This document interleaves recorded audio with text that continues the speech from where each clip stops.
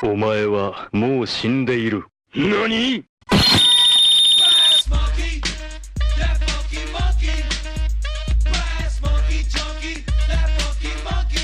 One of the main shticks on this channel are my videos on the Pokemon anime. I have such an emotional attachment to Pokemon that I don't really treat it as an anime, and I tend to group it with some of the other cartoons that I watched growing up. Because of this, I never really got into anime, and I still don't consider myself an anime fan. Partially because of the stigma around it, but mostly because the genre doesn't usually appeal to me. Recently, I've been trying to broaden my horizons as to what shows I watch, and over the past few years, there have been 3 anime series besides Pokemon that I watch unironically. So today, we're going to be looking at these shows and doing a mini review of each of them. Let's get started. So the most recent show that I picked up is probably the one that I'm sure everybody has seen at one point or another, Dragon Ball Z, more specifically Dragon Ball Z Kai, because I don't have time for filler.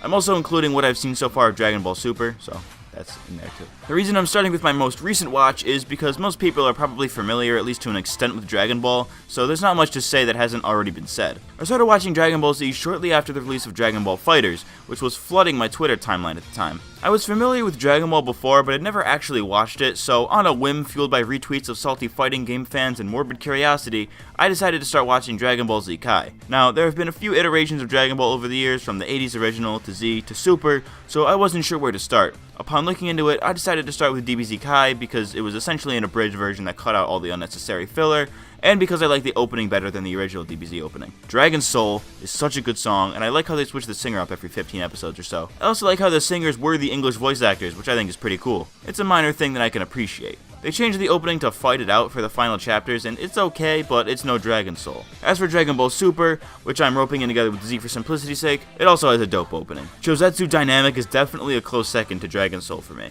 The characters of Dragon Ball are part of what makes it so memorable for a lot of people. Of course, there's the Saiyans, but there's a lot of side characters that are really interesting too. Some of my favorites are Piccolo, Beerus, Goten, and Trunks, but my overall favorite character on the show has to be Majin Buu. He's adorbs AF, but can also beat the living diarrhea out of people. He's pure as heck too, like in Dragon Ball Super where he says he'll use his Super Dragon Ball wish for Mr. Satan. The world is too good for you, Majin Buu. My favorite scene in probably the entire show isn't any of the fight scenes, it's the one where Majin Buu builds a house and gives us a tour MTV Cribs style. It's so cute, and it's dope. Love you, Majin Buu.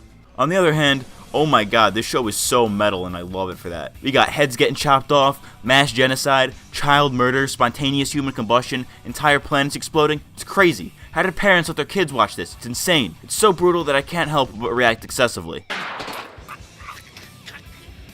Yo, dude, he just cut his head off. What? I never understood those Goku vs Superman debates on the internet, but now I see why people care so much. Goku and his friends basically have the same powers as Superman. Flying, lasers, super strength, the whole shebang. I love the absurdity of this show. It makes no attempt to be realistic, and that's what gives it its charm. Like Piccolo here just casually destroys the moon and the Earth suffers no consequences. My dude, he just casually blew up the moon. Just casual, boom, just casual. What? What is this show? It's this feeling of WTF-ery that keeps me coming back to the show, because I'm curious as to how they'll get even more absurd. One thing I don't like about the show is that it's very formulaic. Oh look, a new enemy has appeared that only Goku is strong enough to beat. Oh look, Goku won but has to go away for a while. Oh look, a new threat appears and only Goku can beat him. Oh look, Goku's back and stronger than ever. Rinse and repeat. It's not that big of a deal to me, but come on guys, spice it up a bit here and there. All in all, Dragon Ball Z and what I've seen of Dragon Ball Super so far are pretty solid shows and still hold a level of quality that even I, as a new viewer, can appreciate. It's the ultimate dude show, where it's just dudes fighting other dudes until one of them dies, and that's all it really needs to be. It's one of those shows that I'll watch when I need to get hyped up, because you just feel manly when watching it. Egghead murderer! Hold your fire! This man isn't black! Going from the most recent anime I watched to the first one I ever saw, let's talk Kill la Kill. I don't remember what compelled me to start watching this show. Maybe I saw an episode on Toonami at 3 AM or something, but regardless, this show is fire. You know how I said earlier that Dragon Ball is just dudes fighting other dudes? Well, Kill la Kill is hot chicks fighting other hot chicks. Actually, let me correct that. Scantily clad hot chicks fighting other scantily clad hot chicks. Yeah, that sums it up a bit better. In this show, we follow total edgelord Ryuko Matoi on her quest to avenge her dead father, and to do so, she needs to beat the strongest fighters at her school. Why it takes place at a school, I will never know, but it works. Now, I haven't watched this show in a while, but from what I remember, it starts off pretty slow, but when it picks up, it picks up. There's so many plot twists that make no sense and that you don't expect, and it really makes it memorable. Every time you think this show can't get any crazier, it finds a way to top itself. The show is old enough that I wouldn't feel bad spoiling it, but it's one of those shows that's so much better when you don't know what you're getting yourself into, so I'm going to avoid talking spoilers. To get a little more into the premise, every character gets their powers from wearing special clothes infused with something called life fibers. In the case of Ryuko and the main villain Sasuke, their outfits are made entirely of these life fibers, making them super powerful. However, they require blood to power, so they have to plan their fights around not running out of blood. Speaking of blood, there's a lot of it. Like, a lot. This stuff is spewing everywhere, and much like Dragon Ball, the absurdity of the amount of blood is part of what gives the show its charm. Since Kill la Kill was the first anime that I watched in Japanese, I was a little worried about the intros, but both openings were actually really good. In fact, the music in the show is really good overall. Not just the songs themselves, but the placement in the episodes and the way they're used are part of what makes this show for me. I had never been into Japanese music before, and if you aren't, this show is like the gateway drug for it. It combines songs in Japanese and English, so even if you're not into weeb music like I was, you can still find a song you like. In terms of background music, my personal favorite, as well as probably everyone else's, is Before My Body Is Dry, otherwise known as Don't Lose Your Way. All in all, Kill la Kill is a fantastic series in pretty much every aspect. If you haven't seen it, definitely give it a watch. It's pretty short with only 24 episodes, so it's not a huge commitment, and is a good gateway anime. It's got good tunes, blood, sword fights, and hot chicks. Doesn't get much better than that, my friends. All that crap you've been talking about, ambition this and aspirations that, I'm gonna take them all, smash every last one of them, and shove your goddamn face in it! I'm not really sure how to transition into this, so I'll just say it. My Hero Academia is not only one of my favorite anime series, but probably one of my favorite shows of all time. I started watching it on a whim, and it was a show that I really needed in my life at the time. Here's my story with MHA. It was during the end of the summer and I was about to go back to school.